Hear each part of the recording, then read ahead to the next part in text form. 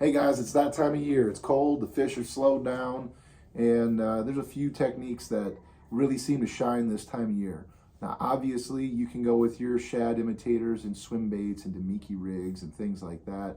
Maybe some jerk baits or moving baits such as a blade or a spoon.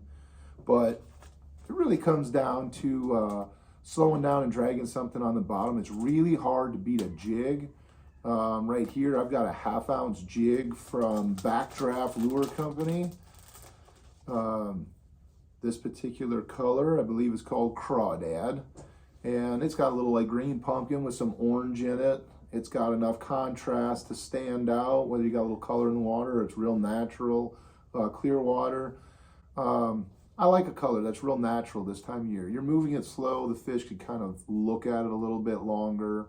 It's not necessarily a reaction bite. You're actually trying to get them to eat it. So that's something that I'm starting with is a good natural jig.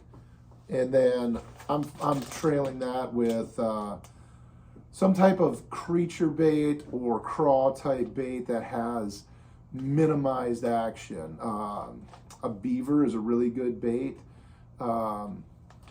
Probably one that is near and dear to my heart that I use a lot is what I call my Swiss Army knife of plastics.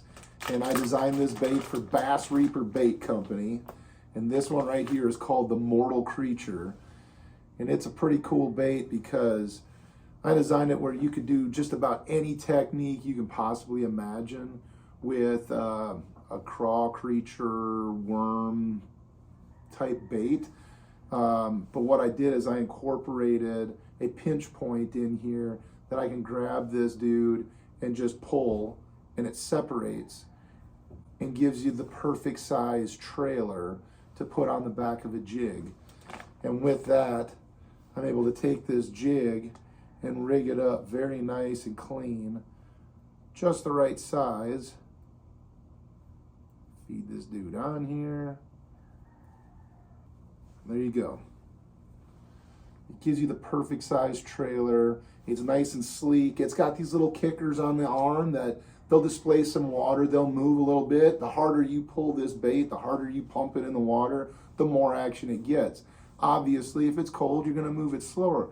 So it's going to stay nice and sleek and streamlined. You know, it's going to give that image of a little bluegill, maybe a little cold weather craw. Most of the time they're dormant, but if one happens to sneak out there, the fish are hungry and looking for a little Cajun cuisine. Right there, Mortal Creature, Backdraft Lures, deadly combination this time of year.